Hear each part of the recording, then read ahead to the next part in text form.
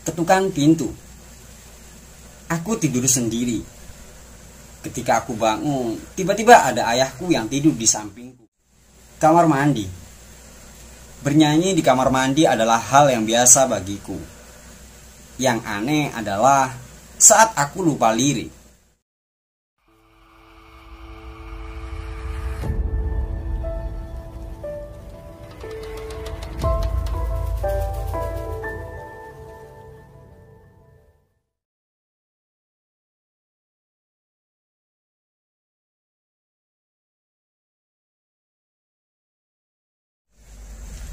Assalamualaikum warahmatullahi wabarakatuh. Selamat malam teman-teman. Apa kabar kalian semua? Semoga tetap dalam keadaan sehat walafiat ya. Dan tentunya dalam lindungan Allah Subhanahu wa taala. Di kesempatan pada malam hari ini aku akan membawakan beberapa creepypasta yang pastinya akan membuat mimpi kalian menjadi mimpi buruk, atau bahkan ini akan menjadi kenyataan di kehidupan kalian. Nah, pada kali ini ada 13 creepypasta nih. Jadi buat teman-teman nanti silahkan dipilih ya, creepypasta mana yang paling menyeramkan, silahkan tulis di kolom komentar.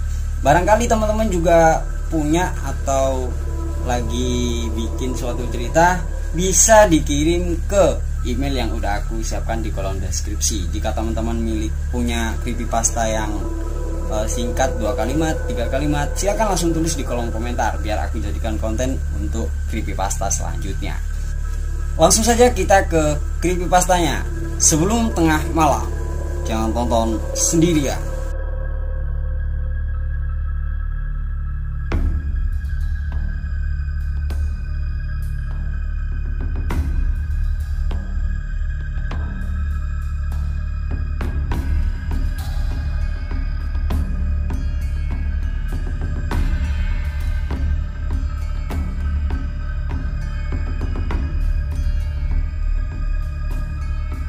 Creepypasta yang pertama, keluargaku.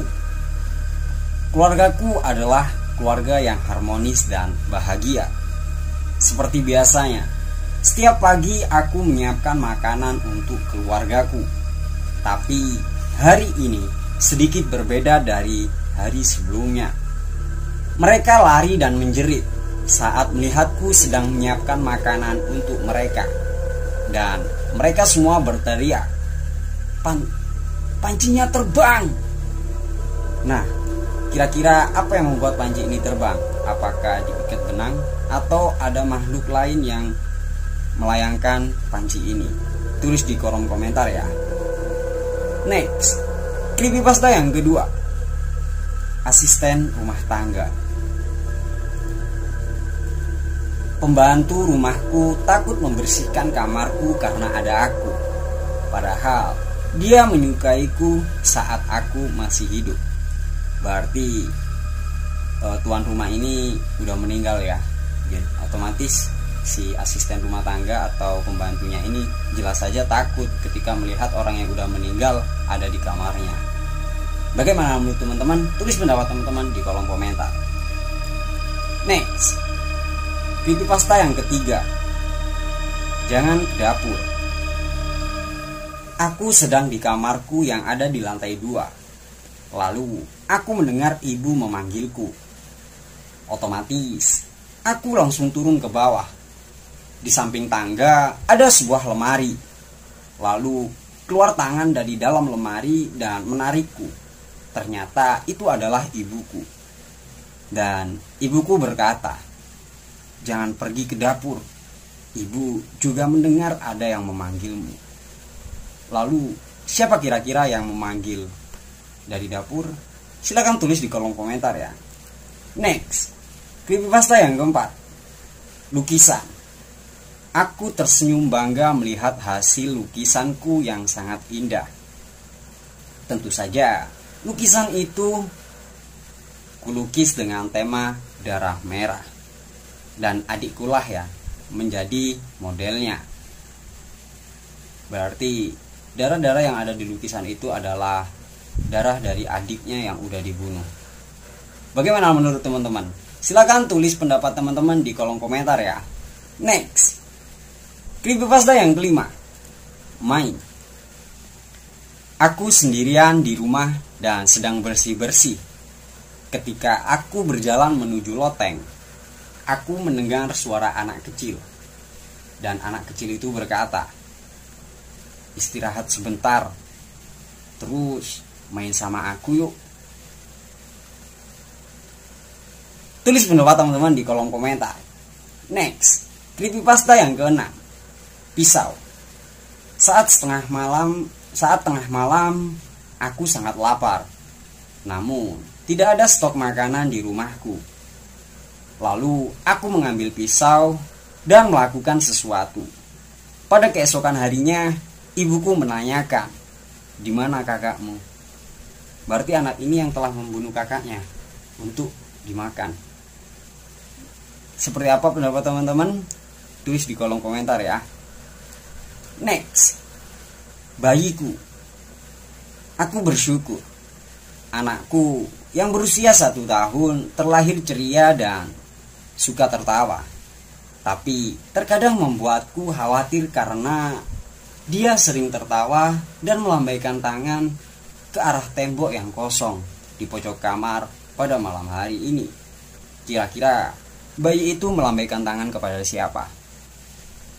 Buat teman-teman yang tahu, silakan tulis pendapat teman-teman di kolom komentar. Next, sunyi. Rumahku terlalu sunyi.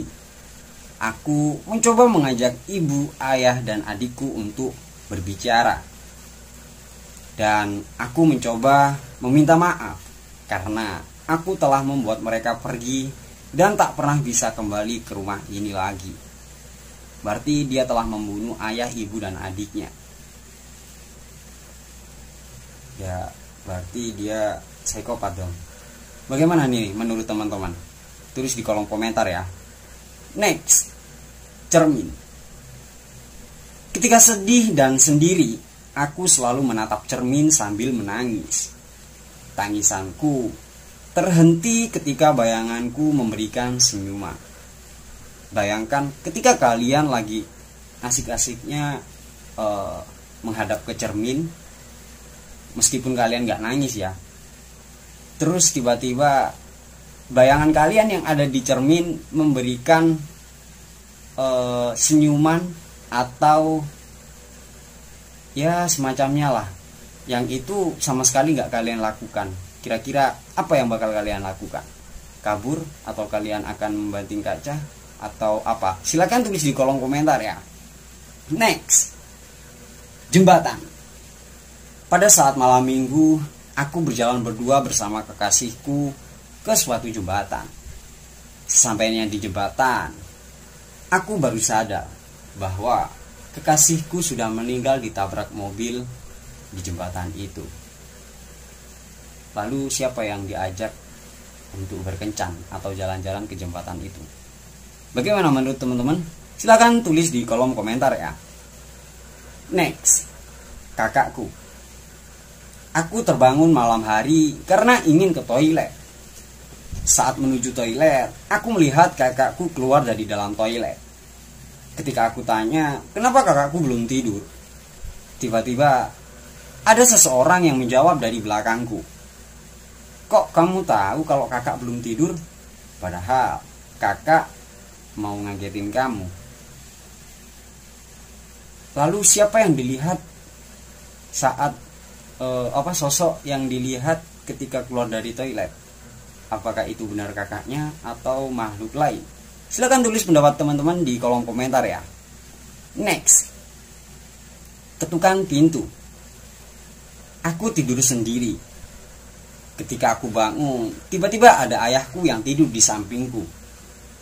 Lantas aku bertanya kepada ayahku, kenapa ayah ada di kamarku? Ayahku pun menjawab, kan adik yang mengetuk pintu kamar ayah dan meminta untuk ditemenin tidur. Jadi siapa yang mengetuk kamar ayah? Buat teman-teman yang tahu, silakan tulis di kolom komentar. Next, kamar mandi. Bernyanyi di kamar mandi adalah hal yang biasa bagiku.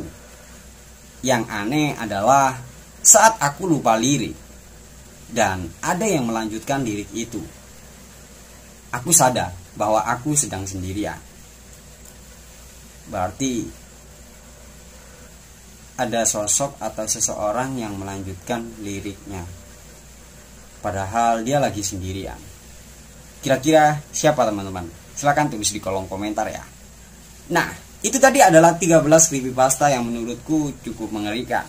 Buat teman-teman, dari ke-13 creepypasta ini, mana sih yang paling mengerikan? Silahkan tulis di kolom komentar ya. Dan buat teman-teman yang punya creepypasta semacam ini, silahkan tulis juga di kolom komentar, biar aku jadikan konten creepypasta selanjutnya. Mungkin cukup itu saja pada malam hari ini. Kurang lebihnya aku mohon maaf yang sebesar-besarnya apabila ada salah kata dan juga mungkin ada kekurangan dari video ini. Nah, buat teman-teman yang belum subscribe channel ini, silahkan subscribe channel ini. Dan yang suka creepypasta semacam ini, silahkan like serta share ke teman-teman kalian. Aku Askal Maulidi, pamit undur diri. Assalamualaikum warahmatullahi wabarakatuh.